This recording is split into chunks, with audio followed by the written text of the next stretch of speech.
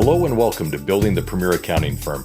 This is a podcast dedicated to helping individuals have a successful accounting, bookkeeping, and tax business. I'm Roger and Knecht, your host, and I've been working with accounting professionals for more than 20 years, helping them start and build their own successful accounting, bookkeeping, and tax businesses, basically having the confidence to offer quality accounting services and get paid what they're worth. This show is actually designed to help you as a professional confidently and competently offer these same quality accounting services, understanding simple things such as marketing, sales, pricing, how to onboard a client confidently, how to retain a client and interact with them and offer them the quality of services that you're wanting to. We listen to the experts, hear from those that are actually doing the work, and more importantly, individuals that have something to share for the accounting profession to excel in its role working with accounting and business services. Now, as we work with business owners, one of the things that we always have to remember is that we're there to empower them with the quality information that they need to run their businesses more confidently. And as we're doing so, we're going to be able to help the small business community grow and develop. Now, with regards to today's episode, I have a guest here that I'm sure you're going to be impressed with. This is Celso Pinto. He happens to be the founder and CEO of Pixie. He's a Portuguese expat now living in London, and Celso worked in a senior management at a number of tech companies. Prior to Pixie, he founded GoSimpleTax, which led him to learn about the challenges faced by small business accounting practices and their owners. Now, Pixie is a company that was built to help small accounting and bookkeeping firms get organized. Their simple-to-use practice management software allows firms to easily take control and manage their clients' tasks, emails, files, and workflows in one app. The team at Pixie are on a mission to actually help small firm owners across the globe to save time, reduce feeling overwhelmed, and enjoy the day-to-day running of their business. So first and foremost, Celso, welcome to the show. Thank you very much, Roger. Really excited to join you here. This is going to be fun. So before we get into a few of the technical sides of things, I just have some curious questions about, first of all, your career path and ultimately ending up in London. So let's start with essentially what drew you to the accounting and how you got into the roles that you did in some of these companies that you started. Yeah, sure thing. So I moved back here to London in 2012. I was launching a business, not too different from TurboTax, and just focused on the UK and European tax regions.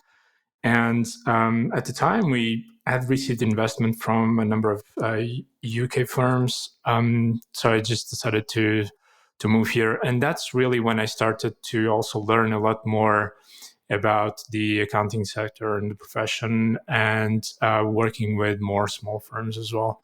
So that was kind of like my introduction to the industry. And it's been just growing since then. So as you started to work with the smaller firms, what stood out to you? What did you notice that was different than what you expected? Yeah. So with it's interesting because looking back at SimpleTax was mostly a consumer type service, and we were starting to look into how could we cater towards the bookkeepers and the accountants. And in the course of doing that, the one thing that actually stood out for me as an insight wasn't so much about the tax preparation, interestingly enough, but rather how challenging it was for a small firm to deliver the work and at the same time create meaningful relationships with clients. Just finding the time to be able to, reach out to the client, asking how their business is, and at the same time delivering the work to the level that the client expects. I found those things to be really, really challenging when in a small firm setting. I'm pretty, assured that it shouldn't be too different from your experience as well. That's really the thing that stood out for me at the time. Well, I don't know if this is exactly what you mean, but one of the things I noticed as I started working with them years ago is they were drawn, first of all, to a lot of the work. It's what they were comfortable with. It's something that they preferred or enjoyed, perhaps. And at the same time, the work was not overwhelming, but it was something that needed to be done. And they realized they had to take care of it.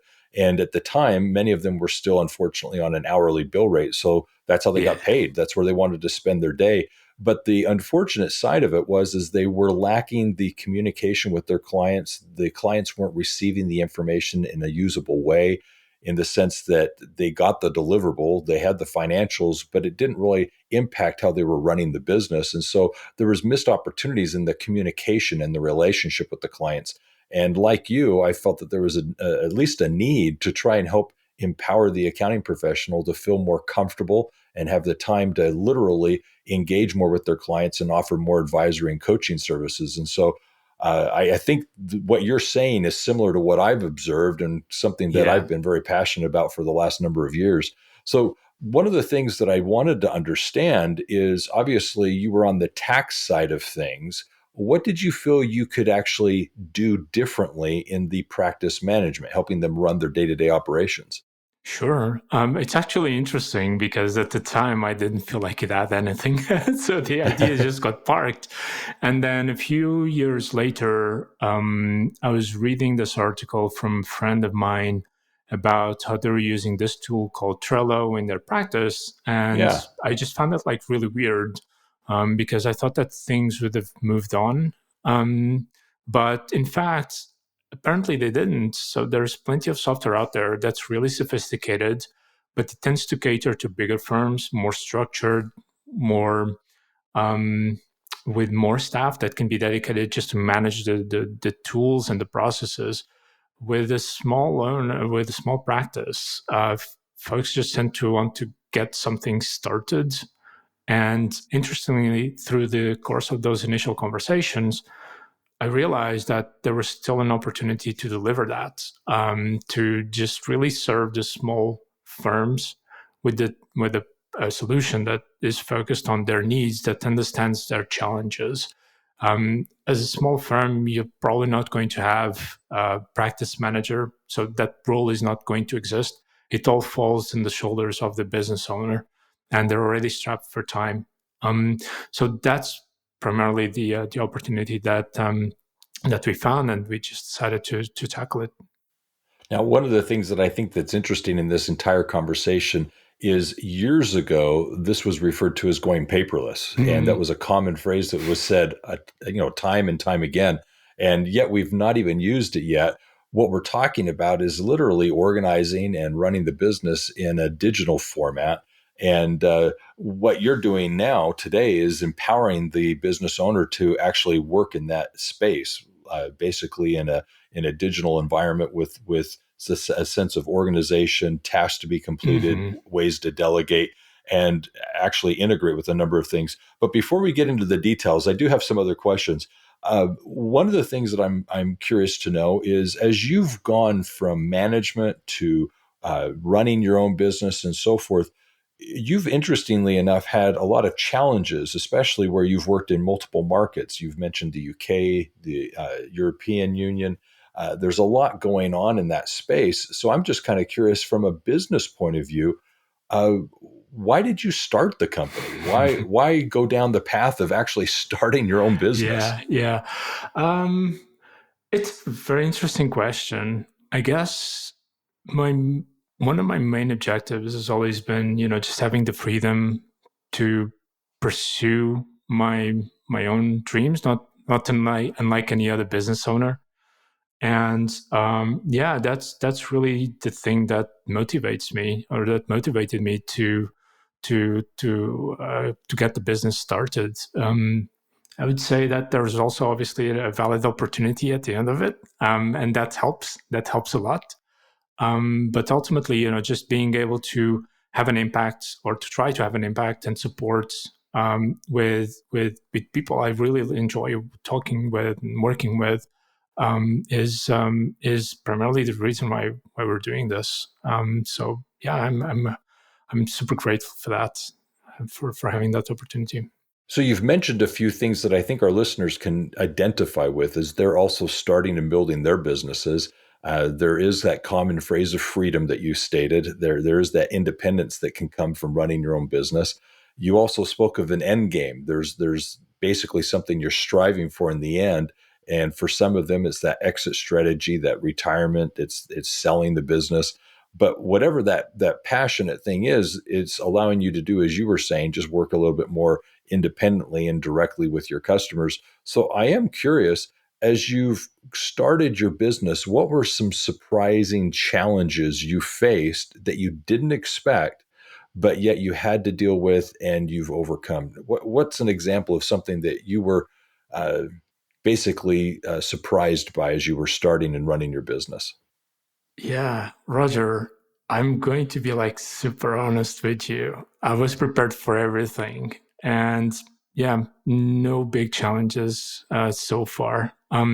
So to be fair, this isn't my first time running a tech business, anyways. So there are plenty of learnings coming in from the first time.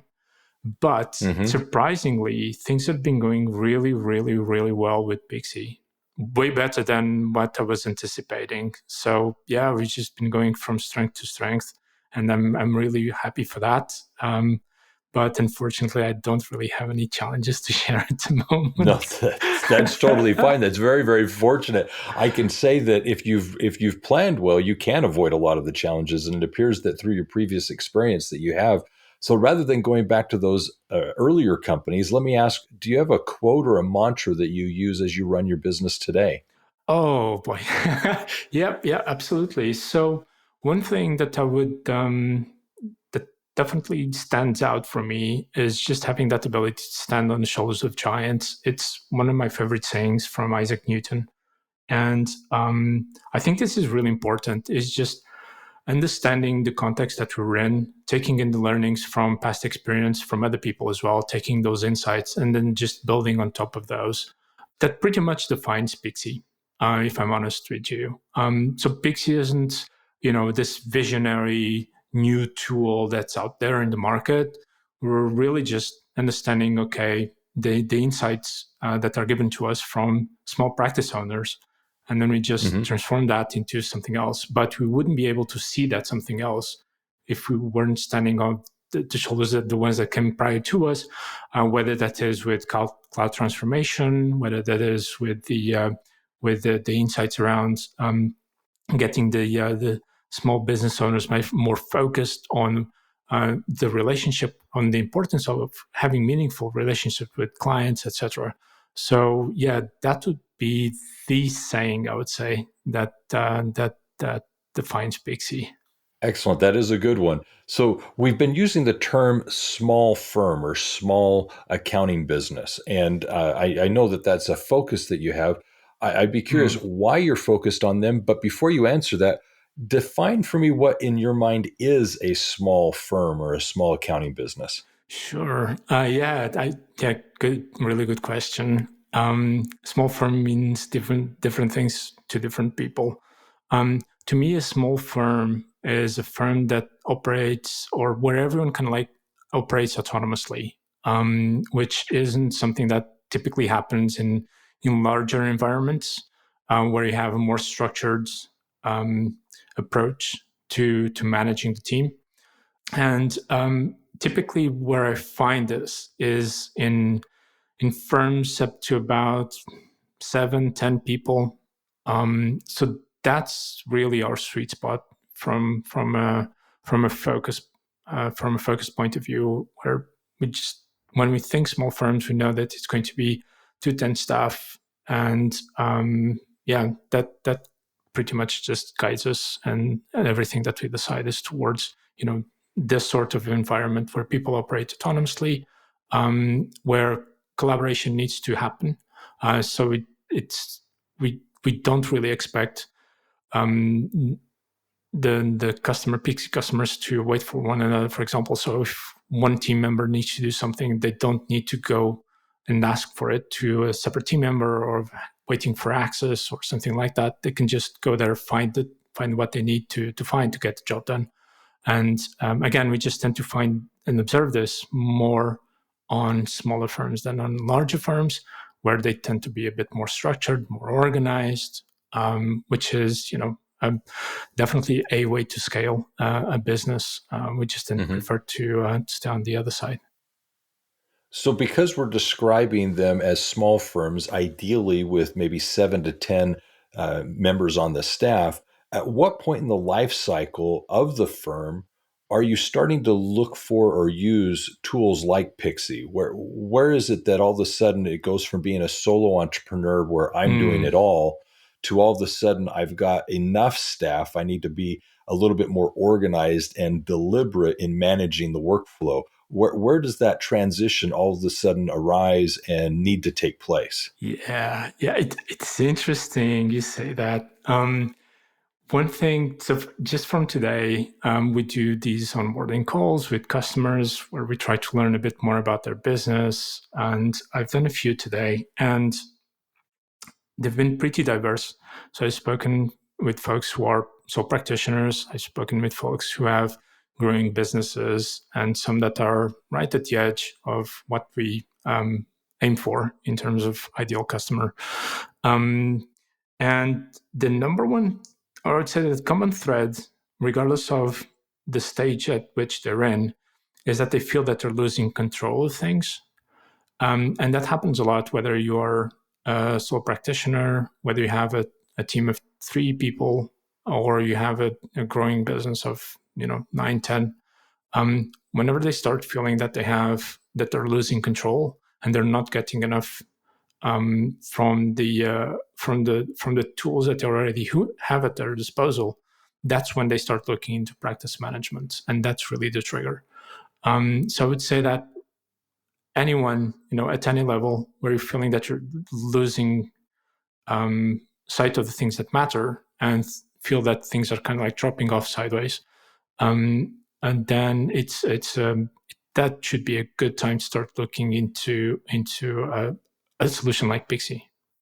I like that you mentioned even the sole practitioner, the sole entrepreneur is doing this because it's not that they need to be reactionary. They're hiring their seventh staff member and they're realizing that they need at that point to react to the situation and get more organized. You're talking about someone who proactively realizes that they'll be more efficient and more effective in running their business, putting this into place before it becomes an issue. Therefore, they're creating the processes and procedures as they're growing, and they're identifying what needs to be the best practices for their business before they actually are in a reactionary state as things are starting to show signs of stress and Mm, fatigue. And more importantly, things are getting dropped and forgotten. So here you are, you're saying that even the foresight of some of these individuals that are the sole practitioners are realizing this is something that could help them be more efficient and more profitable running their business because yeah. they're more strategic in how they're running their company. Hmm. So I like how you described that. The other thing I'd like to just kind of ask is, what are the benefits then of working with a workflow template like Pixie offers? What's the benefit that actually comes to the business itself? Sure. So primarily, the templates enable the business owner to define what their gold standard is in terms of service. So whenever they're doing something for the client, what's the ideal outcome that they'd like to deliver, of what they'd like to deliver? So what's the correspondence? What's the wording of that correspondence? What are the steps to ensure that this gets delivered to the client in a certain way? And then just having the reassurance that this will be done this way every single time. I don't know if you know this book called The Score Takes Care of Itself. It's like really old. Uh-huh. It's one of Bill Walsh's biographies, I think. And but Bill Walsh, the San Francisco 49ers. And one of the things that really stood out to me reading that book is how whenever he came into the when he came into the 49ers, um, he started using checklists to guarantee that everyone met his standard of performance, from the receptionist to the players to the coaches. Everyone had their own checklists to ensure that they followed his standards of performance. And I think that's really, really important. It's a really powerful leverage to ensure that mm, the type of service that you deliver to the clients always meets the highest standards that you have. And at the same time, you can grow the business without having to lose a beat. Because whenever someone new comes in, they don't need to have a lot of training. They'll just need to follow the checklist.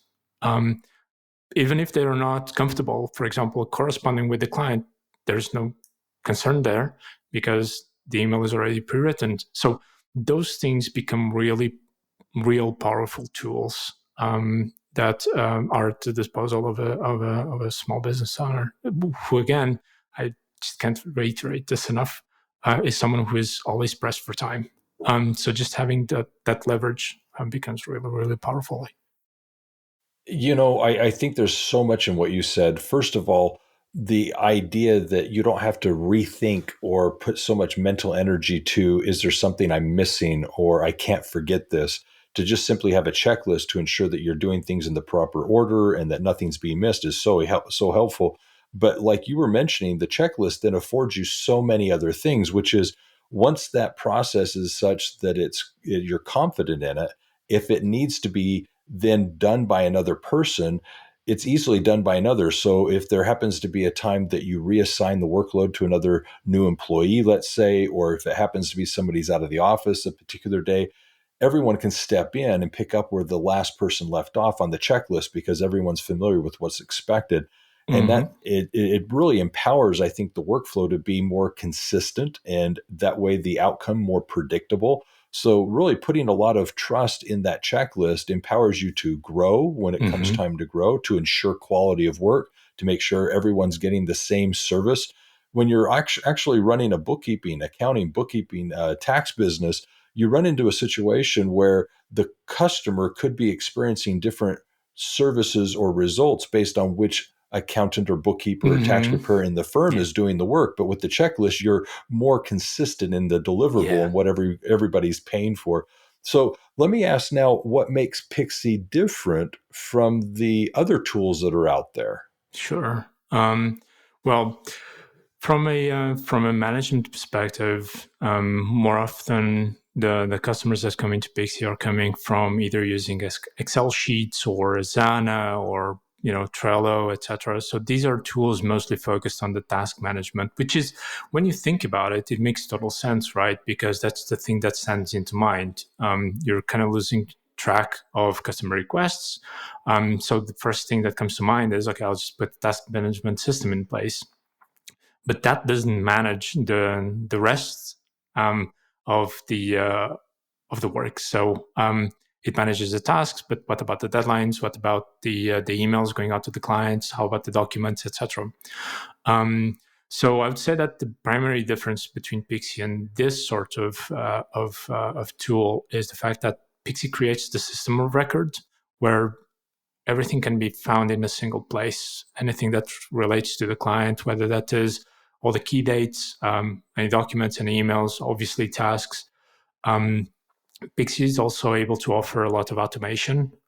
So, from getting tasks started at the time where they need to be started, so that no one feels overwhelmed, to the fact that Pixie can send emails out to clients automatically just to notify them that certain services are being delivered and are being processed, and clients can expect them to be fully delivered by date X, for example, down the line. Those things really make a difference in demonstrating proactivity to the client. And this is something that Pixie does really, really well. Obviously, there are a few other benefits to using Pixie, but I would say that these are the primary ones that I keep hearing about from folks that sign up to our product. I love it. Now, I want to break away here real quickly and do a sponsor mention, but this is something that I think everyone will appreciate. The first thing is our sponsor today happens to be Pixie, as you would expect. They're offering a 30-day trial of Pixie. No credit card required. You can cancel anytime. You just need to go to the episode description for this podcast, and you'll see there the link that you can use to actually get a free 30-day trial subscription to Pixie to give this a try and actually see how this may benefit your firm and how you can actually apply these principles in your business to help you save, as he's mentioned, Celso, the time that is so prime in your existence. So with that in mind, take advantage of this opportunity to get a free 30-day trial that Celso is making available to you. Find it in the episode description of today's episode. It's actually going to be the URL usepixie, usepixie.com, and you'll find what you're looking for there. The other happens to be that of Universal Accounting Center. Universal is offering a free copy of the book In the Black, 9 Principles to Make Your Business Profitable. These are the 9 principles that you can implement in your company to ensure that you're being profitable, running your business effectively, addressing the 3 key areas of your company that ensure you're going to be profitable each and every month. These 9 principles are designed to help you in the short term, midterm, and long term, those needs that you need to be focusing on as the business owner. So go to the episode description and get your free copy of the book In the Black, 9 Principles to Make Your Business Profitable. And at the same time, take advantage again of that 30-day free trial of Pixie. Now, one of the things I wanted to do, Celso, real quickly here is talk a little bit about you.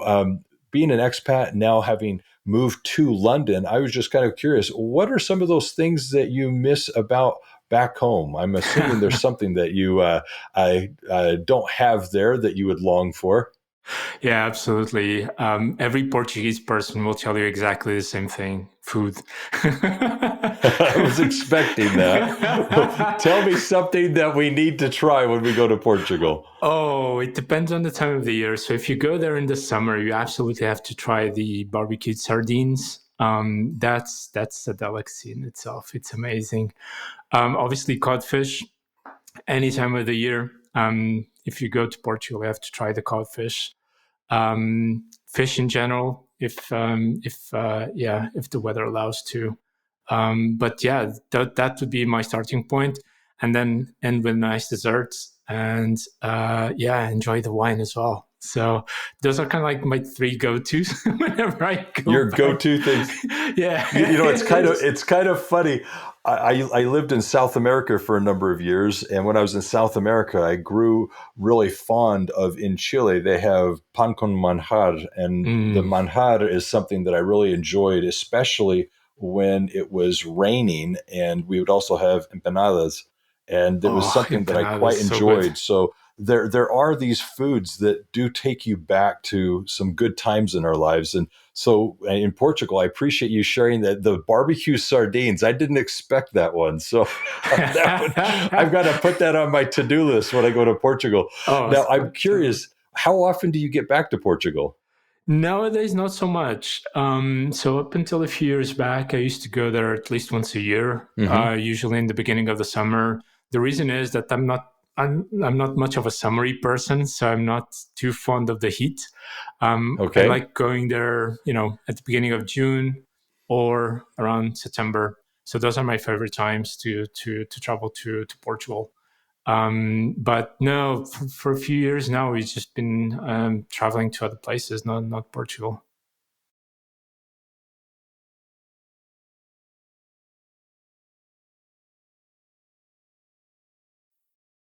Yes, of name, yeah. I hear so, yeah. It is indeed. And I hear that you went to a really nice area, which is Sintra, just outside of Lisbon. So if you go there, absolutely go to Sintra and to Cascais. It's just amazing. Wonderful. So I'm curious also, in your home, do you speak Portuguese or English? English. English, okay. And with regards to there in London, what's something that's drawn you to London? Why there? Why do you stay? Oh, the hustle and bustle. The hustle and bustle. That's definitely the thing. It is big cities. They just have, I don't know, they just have this thing where there's always something. There's always something happening. And yeah, I just really, really like that. Just like being in that environment. And at the same time, this is super interesting. In a big city like this, New York, you're just completely anonymous. So I really enjoy that feeling as well. It's just walk around, and it it's just quite relieving, I think. Whereas in Lisbon, it's a bit smaller, so you can start knowing everyone, Uh-huh. which is it's just a different environment, I guess. I just really like the some people call it stress of London. I'm happy with it, to be honest. I Uh-huh. just really enjoy it. Well, the anonymity that can come from living in a big city is there. I've experienced it, and you're right. When you're in a big city, there's a lot of indifference to the other person, Mm, and all of a sudden you just kind of disappear into the crowd. So yeah, that's that it. does happen. In the smaller cities, that's not so much the case. You tend to run into people that you know. Yeah, I've got a exactly. father-in-law, and this is quite humorous. It's a running family joke. When we travel, and we travel from, let's say, California to Florida to New York, it's inevitable, even local, will run into someone in the trip that he knows. And so here we are, it's not just the next city over, it's not the next county over. We're states away, and we'll just happen to run into somebody and he knows them. And it's the funniest thing in the world. So even he can't get away from the small town feel. So it's kind of funny. Exactly. Um, so with regards to you, as you've run your business, as you've done the things you have in your life, do you have a specific mentor, someone that you kind of reflect on and feel like you've learned from, that's helped you either personally, professionally? Who is it, and what did you learn from them? Yeah, I think it's really important again to just go back for the insights of others that came before and just draw from those. Obviously, books tend to be my starting point. There's also old bosses that I learned from quite a bit, Mm-hmm. um, and I tend to apply those learnings. Unfortunately, over the past year and a half, with this entire COVID situation, it's been a bit more difficult to keep in touch. I don't know why. Mm-hmm. I think it's just a remote thing. Just doesn't. I don't know. It just doesn't feel right to go. Hey, can we do a Zoom call? It's really weird. Yeah, I'm looking forward to just going back and meeting with these folks and learning a lot from them as well.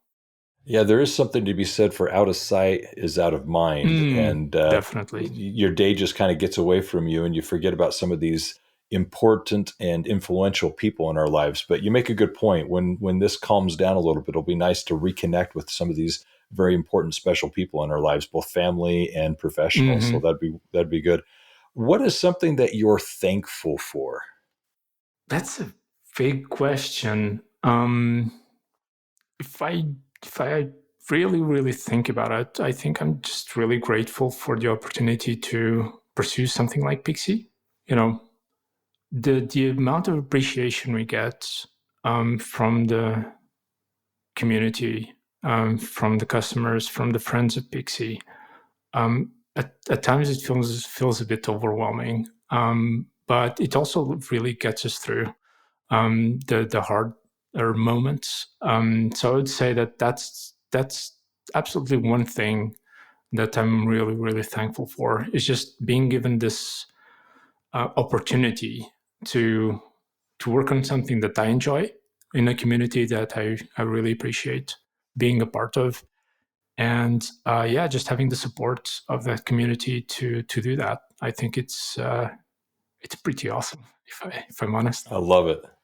It's great that you can recognize those things in your day to day life, that you're definitely grateful for just those customer interactions and some of the things that they're able to share with you. So that's wonderful. One of the things that I'd like to do here now is kind of do a recap of what it is we've been discussing. And at the end, come back and ask for a final thought from you. So give Mm. me a moment here. Let me kind of recap what we're doing. Before I begin, I do want to give a quick shout out again to our sponsors. As I stated earlier, you can go to the episode description, and in the description, see, first of all, this free 30-day trial of Pixie. And with Pixie, get a chance to actually use the software for 30 days, no credit card required, cancel anytime. Just head to the episode description to get the information you need to get that free trial of Pixie. It is the URL usepixie, usepixie.com. And then with reference to Universal, getting a free copy of the ebook In the Black, 9 Principles to Make Your Business Profitable. This is one of the books that all accounting professionals should use and actually refer to as running their businesses to ensure that they're profitable and effective with both the short-term, mid-term, and long-term goals of the business. Now, with regards to kind of a summary, one of the things that I felt Celso did a great job emphasizing is how important time is when running a business. Time is just one of those things that's so elusive. Sometimes it escapes us. I can definitely attest to the fact that things take longer than originally planned. And so for us to actually see that there are ways to better organize, whether it be with checklists or different systems, ways to be more efficient with our time, to be more consistent with the work that we're providing, and actually find ways to better organize or administer, kind of run the business. I think all those things are very, very important and helpful. And obviously, it kind of led to a discussion regarding Pixie and how it could actually contribute to that whole need. The other thing that I really found helpful was just Celso's openness and sharing with us a few things about his situation. Having moved to London, some of his favorite foods that he longs for from Portugal. All of these things I think are nice to hear simply because at the heart of it all, we're all people and we're all individuals. And I think we just need to be kind of a little bit more real and genuine with one another. And I think that was definitely the case here today. So with that all being said, I really enjoyed this particular episode. It was, I think, very practical and things that we need to be using in our business to ensure that we're being efficient and effective, leading to the profitability that we're all striving to have as we run the premier accounting firms in our area. And then at the same time, I think there were some practical tools that can be used by at least checking out and seeing how Pixie can perhaps give us that extra added edge that we need to run the business. So as I wrap that up, Celso, what would you also add as a closing thought for the discussion today? Yeah. Well, first things first, Roger, thank you so much for the invitation. It's been great talking to you today. When it comes to some parting thoughts, I would say that perhaps things don't always need to be as complicated as we imagine them. So I keep seeing this speaking to customers time and time again, where they feel that to make the most of a practice management solution, they need to stop everything, decide what their processes are going to look like, and only then start looking for a solution out there for software. I would invite everyone to take the opposite way, which is just get on with something. Ideally, something that lets you just add the tasks to the system, more or less manage the clients all in one place, and then start, as the needs become more sophisticated, then start exploring more and more of the product and what the product can offer to try to support you in that growth. So that would be my my parting thought today. Very good. Well, I appreciate that. And yes, it was good to have you on the show. I'm glad that you were able to join us. So let me just recap, or not recap, but end by saying I want to invite everyone listening to not only subscribe to this podcast, but listen to the other episodes that we've had. We've had numbers of guests on to share such insights as we've had today. And I invite you to learn more about things you could be doing to run your business more efficiently and profitably. And with that being said, I also want to mention that if you'd like more information about these principles and others, you can visit us at universalaccountingschool.com or give us a phone call at 801-265-3777. And with that all being said, remember this: if it's about accounting, it is universal. Take care and have a great day.